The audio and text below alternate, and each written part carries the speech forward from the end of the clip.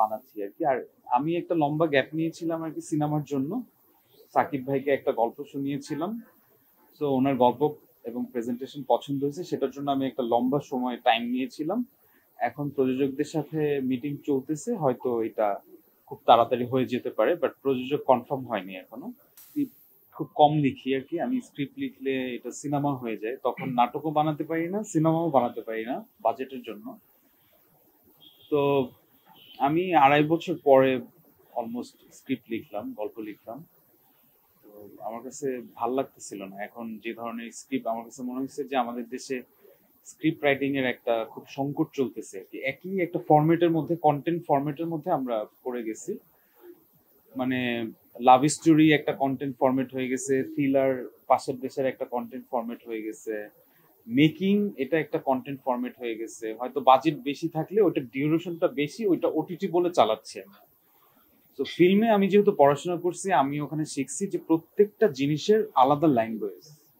তো এখন আমি চারিদিকে যেটা দেখি, কন্টেন্ট ক্রিয়েটার এবং ক্রিয়েটিভ পার্সনকে এক করে ফেলতেছে সবাই। তো কন্টেন্ট ক্রিয়েটার আর ক্রিয়েটিভ পার্সন কিন্তু আলাদা। ইনফ্লুয়েন্সার আলাদা, কন্টেন্ট ক্রিয়েটার আলাদা, আপনার মানে মেকার আলাদা। তো ওই জায়গাটা সবাই গুলায় ফেলতেছে। আবার অভিনেতা অভিনেত্রীদের দেখতেছি যে থিয়েটারের ডায়লগটা টেলিভিশন স্ক্রিনে দিতেছে, আবার টেলিভিশনের অ্যাক্টিংটা ফিল্মে দিতেছে, আবার ওটিটিতে দিতেছে। তো আমি আসলে অনেক বেশি ফ্রাস্ট্রেটেড হয়ে গেছিলাম সবকিছু মিলে, যে আমি যেটা আসলে আমি মানে স্কিল গ্রো করছি ফিল্ম মেকিং এ, আমি মাস্টার্স কমপ্লিট করছি।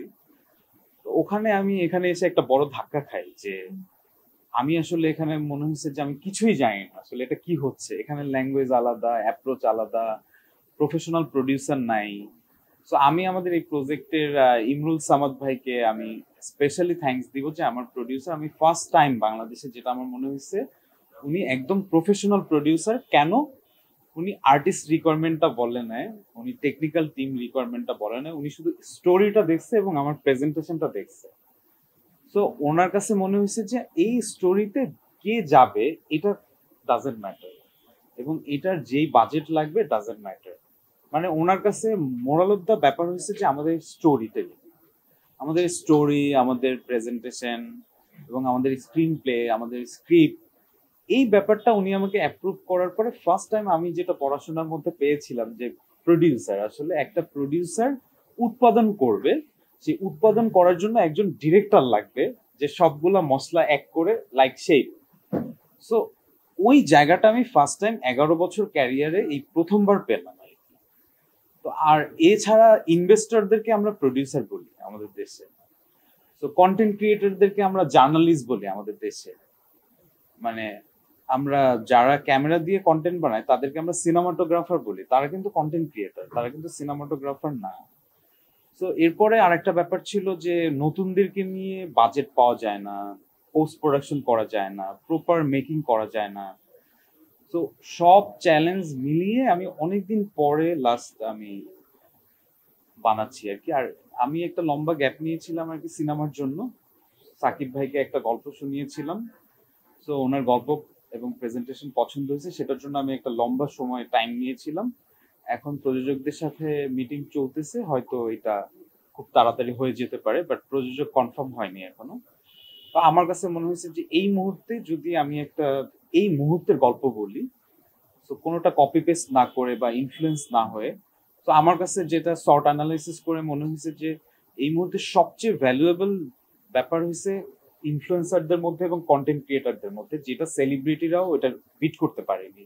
আর্নিং এর ক্ষেত্রটা বলেন, বা পপুলারিটির ক্ষেত্রটা বলেন, বা ভিউজ এর ক্ষেত্রটা বলেন, সবকিছুই তো আসলে বিজনেস। প্রযোজকের টাকা দিয়ে তো আমাদের ফাইজলামি করার আসলে কোনো রাইট নাই। তো ওই জায়গা থেকে আমার এই ক্যারেক্টারটা, গল্পটা আসছে মাথায়, যে আহ, দুজনের টেস্ট সেম, ক্যারিয়ারটাও সিমিলার, তাদের ভালো লাগাটাও সিমিলার, একটা মনোলগ ব্যাপার আছে। তো আমি আসলে ওই জায়গা থেকে এটা ভেবে ডেভেলপ করে আমি আমার প্রযোজক ইমরুল সামাদ ভাইকে পেয়েছি, দেন আমি ফিলিংস প্রোডাকশনের ব্যানারে এটা বানাচ্ছি। আর আমি আসলে এটা টেলিভিশন ফিল্ম হিসেবে বানাচ্ছি আর কি, টেলিফিল্ম যেটা বলে। কারণ নতুনদেরকে নিয়ে সবাই চিন্তা করে একদিনে শুটিং করবে। সো একদিনে শুটিং করলে ওটা কিন্তু কন্টেন্ট হবে, ওটা টেলিভিশন ফিকশন বা ওটা আসলে টেলিফিল্ম বানানো পসিবল না।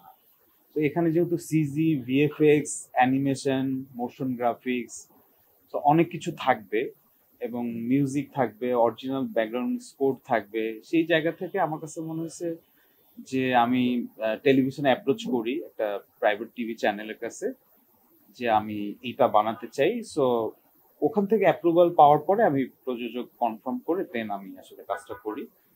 আর ওদেরকে আমার আসলে একদমই আর্টিস্ট মনে হয়েছে এবং ওদের সাথে আমার পার্সোনালি পরিচয় আছে ইন্ডাস্ট্রির মাধ্যমেই। আমি যেহেতু ইন্ডাস্ট্রির বাইরে খুব বেশি একটা মিশি না, আপনি জানেন। তো আমি ধানমন্ডিতেই থাকি, ধানমন্ডিতেই আমার বাসা। তো আমি খুব বেশি একটা বাইরে বের হই না বা মিডিয়ার তেমন কারোর সাথে মিশি না কাজের বাইরে। এই তো বানানো, আর বাকিটা দর্শক বলবে আমি কতটুকু সফল, কতটুকু ব্যর্থ।